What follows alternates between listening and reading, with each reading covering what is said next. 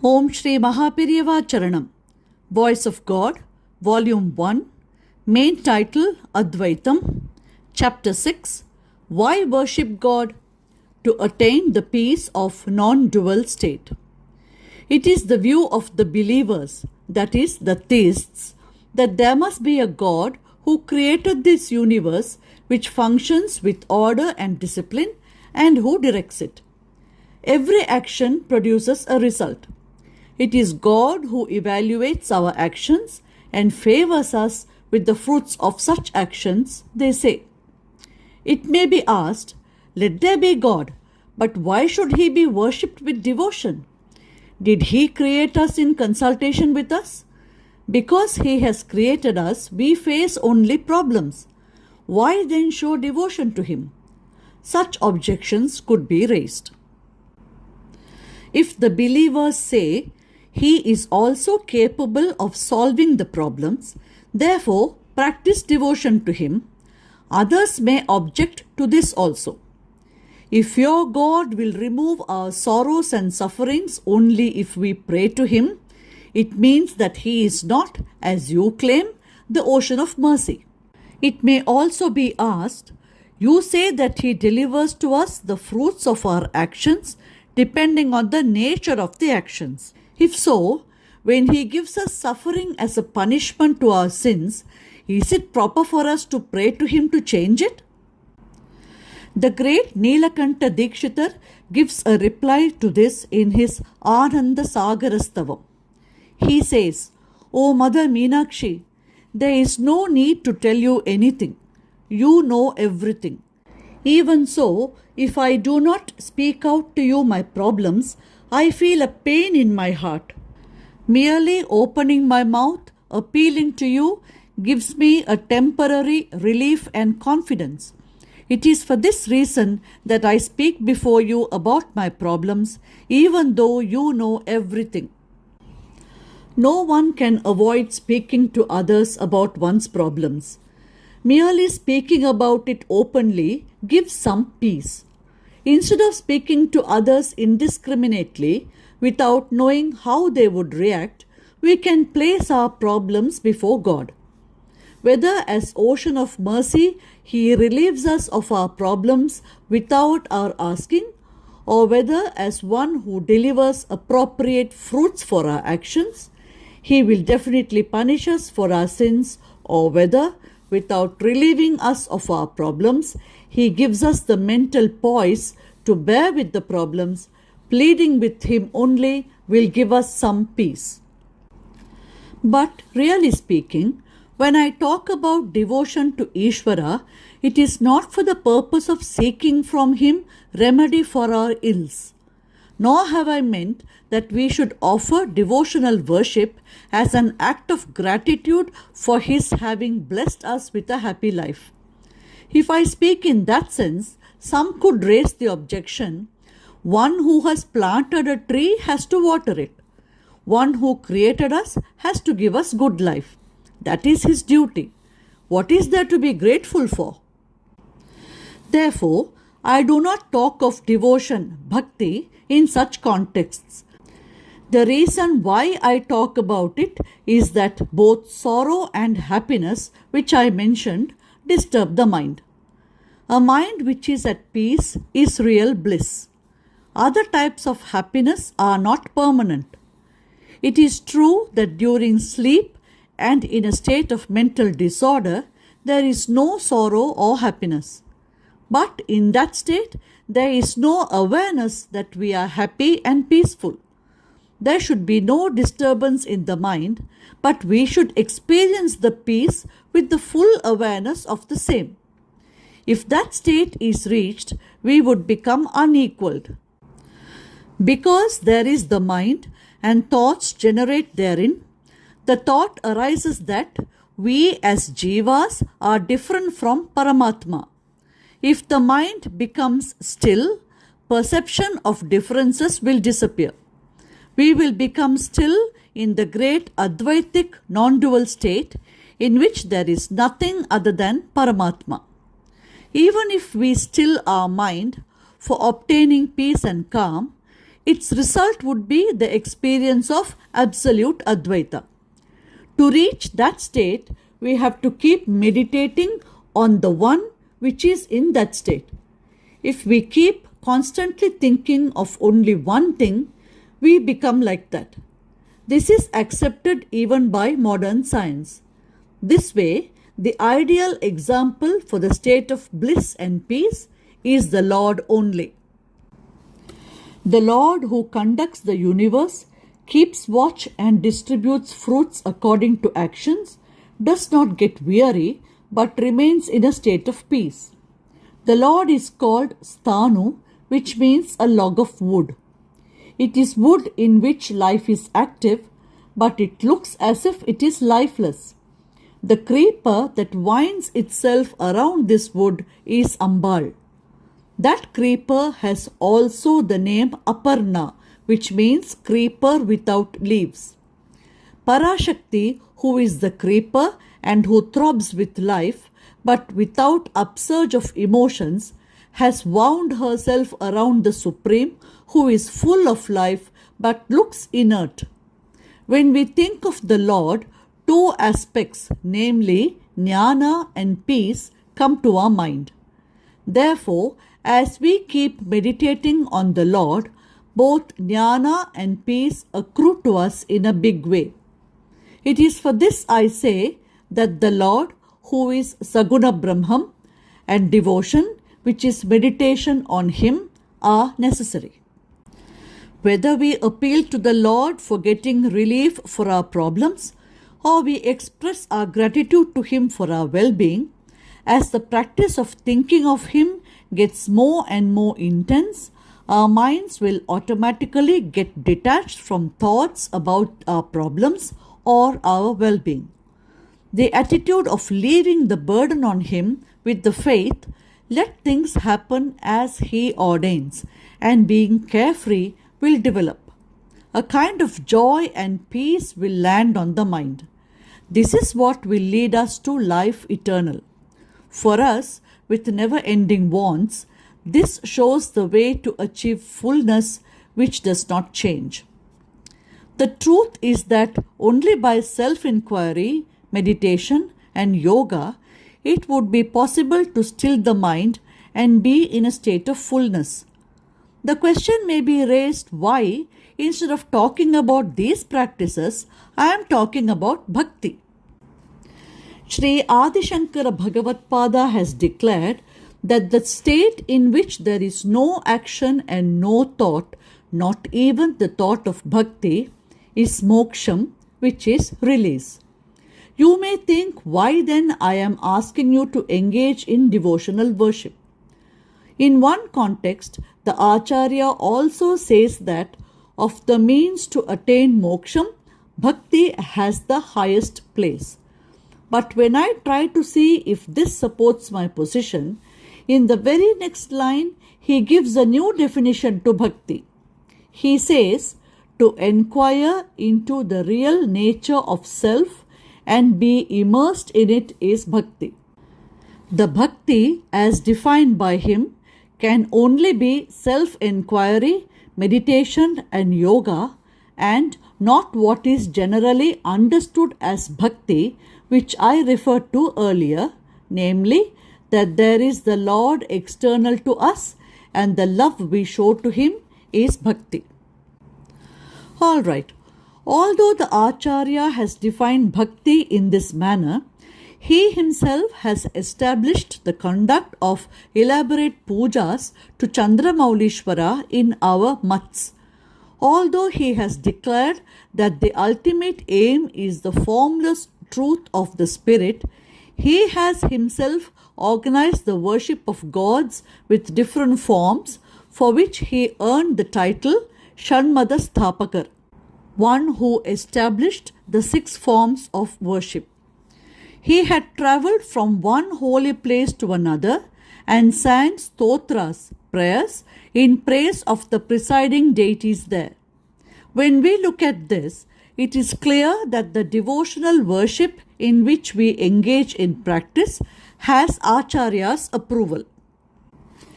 There is a general view that jnana is the highest, that self-enquiry, meditation and yoga are on par, devotional worship, puja, pilgrimage, etc. are a slot lower, and that religious rituals and practices are still lower in gradation. These days, educated people hold such strong views. The view is widely prevalent that rituals are superstitions, devotional worship, etc. is merely sentimental, and that only meditation, yoga, and self inquiry are spiritual. Although the Acharya, who was immersed in spiritual bliss and who had established Advaita, in which there is neither action nor thought, was a votary of Jnana Marga, that is, the way of knowledge, he has approved of devotional worship involving the mind and the religious practices. There is a reason for this. For all of us who are entrapped in this world, the mind is in a state of continuous disturbance. It refuses to be still even for a moment. On the contrary, if we attempt to still it and be in an actionless state and without thoughts, that is not found feasible. Thoughts keep flying, as it were, on all sides.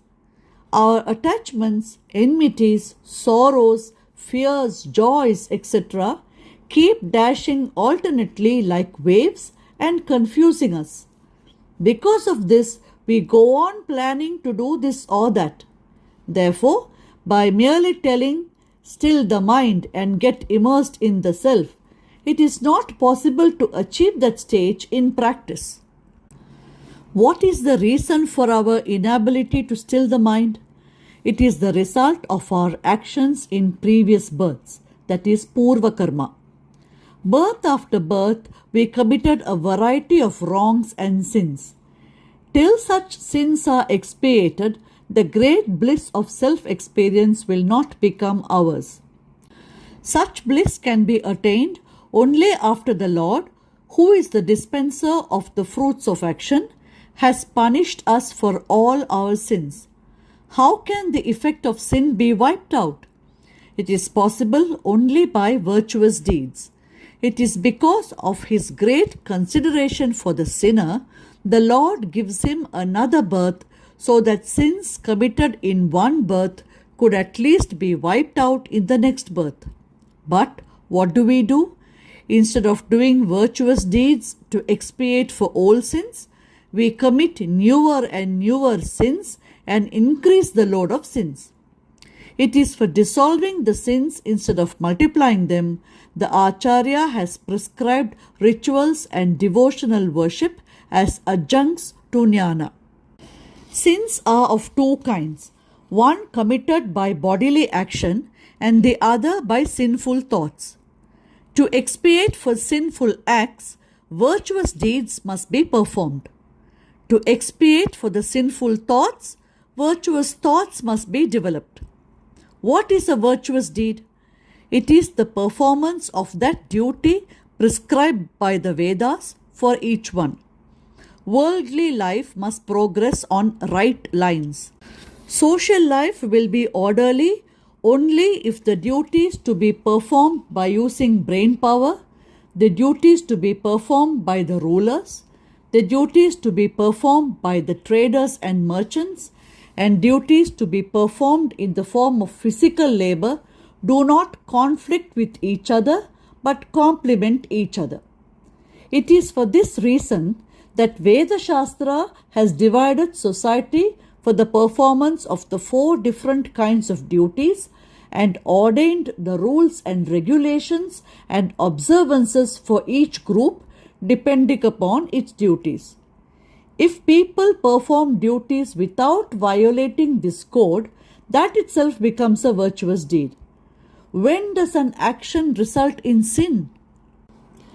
It is when, acting with selfish desire, we venture to indulge in all kinds of wrongful actions to achieve our selfish goals. By doing so, we load our mind with the impurity of enmity, fear, sorrow, etc. Instead of desiring to achieve a selfish goal of our own, if we start acting consistent with what the Vedas have prescribed, there will be no avarice, no competition. Therefore, there will be no enmity, sorrow, etc., which arise out of such competition. Realizing that it is for the welfare of the society as a whole and the world itself that the Vedas have divided the duties, if duties are performed with thought for the greater good of the world and not for self-gratification, such actions become virtuous deeds and would do us real good.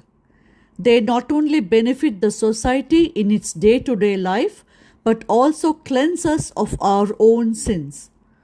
Total commitment to an action becomes possible only when the itch of selfish desire is absent, and therefore the action is honest. Since the mind is totally involved in the action, the chance of its indulging in sinful thoughts is minimized. In other words, virtuous deeds gradually help to cleanse the mind. Thought and action are closely interrelated. If one sits idle without doing any work, all kinds of bad thoughts will invade the mind. There is an English proverb that an idle mind is the devil's workshop. It is for this reason that the mind should be first cleansed if it is to be stilled and Advaita Jnanam experienced. It is because in the early stages it is possible to cleanse the mind only by rituals, Acharya has prescribed the Vedic duties. The thoughts of helping others and of service and sacrifice are the virtuous ones which would remove sinful thoughts. In a general way, we can call it love. To turn this love towards the Paramatma, who is the source of all the sentient and non-sentient world, is bhakti.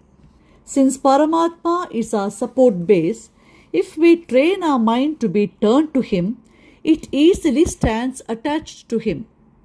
Completely devoid of sinful thoughts and the sins of several previous births having been washed out by meditation on the Lord, the mind attains the single-minded state of holding on to Paramatma only.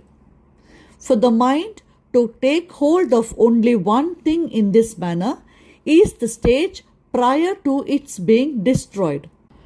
The mind, which was vacillating in a million ways, will thus get hold of one thing only and then immerse in it and get dissolved. In the end, the Atma, which is of the form of eternal bliss, will alone survive. It is for achieving the Dhyana Yoga state, the state of meditation, by taming the mind to hold on to one thing, that Bhagavad Pada has laid down performance of rituals, practice of bhakti, etc. as stepping stones. Bhakti, which begins with recitation of prayers, puja, pilgrimage, etc., will help us to take the mind closer to Paramatma, and we will start experiencing His great peace, which is His real nature.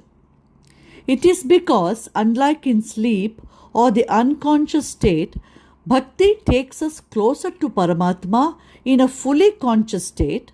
I say that everyone should practice bhakti.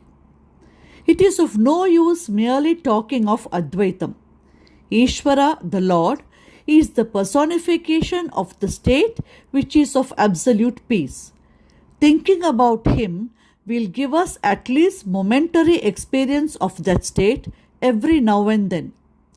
Instead of talking about the state of Advaita, which we cannot understand and to which we cannot attach ourselves with love, viewing the Nirguna state without qualities, as Ishvara, the Saguna Brahman with auspicious qualities only, will create interest and lift us. It is for being lifted like this that Saguna Brahman, Swami, is very much needed. Worshipping Him with devotion also becomes necessary. So, bhakti is a requirement, not for getting relieved of the sorrows of worldly life, but to gain knowledge of ourselves and enjoy the absolute peace of the self. Om Shri Mahaperiyava Charanam. Jai Jai Shankara, Hara Hara Shankara.